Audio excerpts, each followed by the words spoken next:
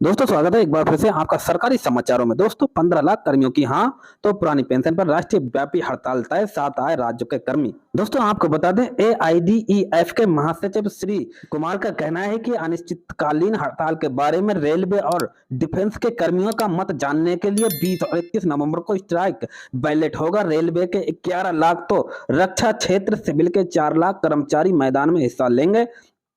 अगर 2/3 बहुमत हड़ताल के पक्ष में होता है तो देश में अनिश्चितकालीन हड़ताल की जाएगी।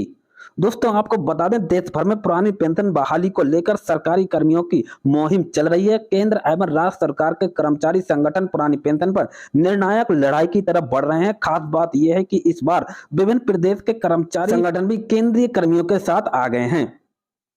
दोस्तों आपको बता दें ओपीएस के लिए गठित national joint council of action NJCA की संचालक समिति के वरिष्ठ सदस्य और एआईडीईएफ के महासचिव श्री कुमार का कहना है कि अनिश्चितकालीन हड़ताल के बारे में रेलवे और डिफेंस के कर्मियों का मत जानने के लिए 20 और 21 नवंबर को स्ट्राइक बैलेट होगा। रेलवे के 11 लाख तो रक्षा क्षेत्र सिविल के 4 लाख कर्मचारी मतदान में हिस्सा लेंगे। अगर 2/3 बहुमत हड़ताल के पक्ष में होता है तो देश में अनिश्चितकालीन हड़ताल की जाएगी। अगर हड़ताल होती है तो उसमें केंद्र सरकार के सभी सिविल महकमों के अलावा राज्य के कर्मचारी संगठन भी शामिल होंगे।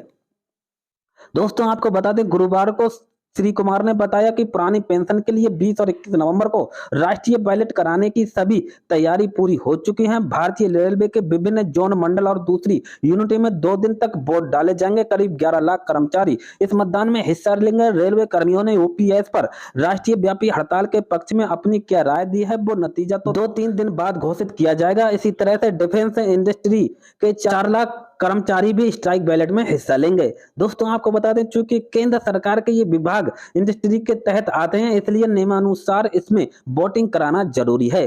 डीआरडीओ की लैब, आयुध कारखाने और दूसरी रक्षा इकाइयों के कर्मचारी स्ट्राइक बैलेट में भाग लेंगे। रक्षा क्षेत्र के यूनिटों के स्ट्राइक बैलेट का परिणाम 21 नवंबर की शाम तक आ जाएगा। रेलवे का परिणाम 2-3 दिन बाद आएगा। इसके बाद केंद्रीय कर्मचारी संगठनों के शीर्ष बॉडी की बैठक होगी। इसमें स्ट्राइक बैलेट के नतीजे पर चर्चा होगी। अगर स्ट्राइक के पक्ष में 2/3 कर्मचारी हुए तो राष्ट्रीय व्यापी हड़ताल की घोषणा कर दी जाएगी।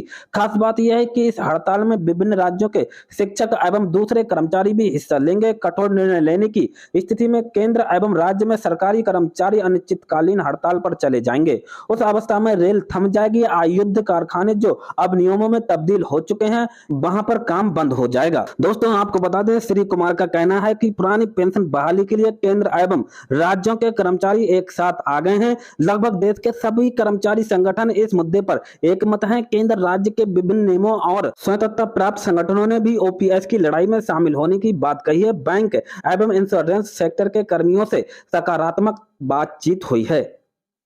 दोस्तों आपको बता दें कर्मचारियों ने हर तरीके से सरकार के समक्ष पुरानी पेंशन बहाली की गुहार लगाई है लेकिन उनकी बात सुनी नहीं गई। अब उनके पास अनिश्चितकालीन हड़ताल ही एकमात्र विकल्प बचता है। 10 अगस्त को दिल्ली के रामलीला मैदान में देश भर से आए लाखों कर्मियों ने ओपीएस को लेकर हुंकार भरी थी। कर्मचारियों ने 2 टूक शब्दों में कहा था कि वे हर सूरत में पुरानी पेंशन बहाल कराकर ही दम लेंगे। सरकार को अपनी जिद छोड़नी पड़ेगी। कर्मचारियों ने कहा था कि वे सरकार को वो फार्मूला बताने को तैयार हैं जिसमें सरकार को ओपीएस लागू करने से कोई नुकसान नहीं होगा। अगर इसके बाद भी सरकार पुरानी पेंशन लागू नहीं करती है तो भारत बंद जैसी कई कठोर कदम उठाए जाएंगे। दोस्तों आपको बता दें ओपीएस के लिए गठित national joint council of action की संचालक समिति के राष्ट्रीय संयोजक एवं स्टाफ साइट की राष्ट्रीय परिषद जेसीएम के सचिव शिव गोपाल मिश्रा ने कहा था कि लोकसभा चुनाव से पहले पुरानी पेंशन लागू नहीं होती है तो भाजपा को इसका खामियाजा भुगतना पड़ेगा। कर्मियों, पेंशनरों और उनके रिश्तेदारों को मिलाकर ये संख्या 10 करोड़ के पार चली जाती है। दोस्तों आपको बता दें चुनाव में बड़ा उलटफेर करने के लिए यह संख्या निर्णायक है। केंद्र के सभी मंत्रालय, विभाग, रक्षाकर्मी, सिविल, रेलवे, बैंक, डाक, प्राइमरी, सेकेंडरी, कॉलेज एवं यूनिवर्सिटी, टीचर, दूसरे भागें एवं विभिन्न निगमों और स्वतंत्र शासी संगठनों के कर्मचारी ओपीएस पर एक साथ आंदोलन कर रहे हैं। बतौर मिश्रा वित्त मंत्रालय ने जो कमेटी बनाई है उसमें ओपीएस का जिक्र ही नहीं है। उसमें तो एनपीएस में सुधार की बात कही गई है। इसका मतलब है कि केंद्र सरकार ओपीएस लागू करने के मूड में नहीं है। केंद्र सरकार द्वारा एनपीएस में चाहे जो भी सुधार किए जाए कर्मियों को वो मंजूर नहीं है। कर्मियों का केवल एक ही मकसद है, बिना गारंटी वाली एनपीएस योजना को खत्म किया जाए और परिभाषित एवं गारंटी वाली पुरानी पेंशन योजना को बहाल किया जाए। दोस्तों आपको बता दें, शिव गोपाल मिश्रा ने बताया कि कर्मियों को जो पेंशन मिल रही है उतनी तो बुढ़ापा पेंशन ही है। कर्मियों ने कहा कि देश में सरकारी कर्मी पेंशनरों और उनके परिवार और रिश्तेदारों को मिलाकर वो संख्या 10 करोड़ के पार पहुंच जाती है। अगर ओपीएस लागू नहीं होता है तो लोकसभा चुनाव में भाजपा को राजनीतिक नुकसान झेलना होगा। तो दोस्तों आज के मुख्य समाचार में बस इतना ही। नमस्कार।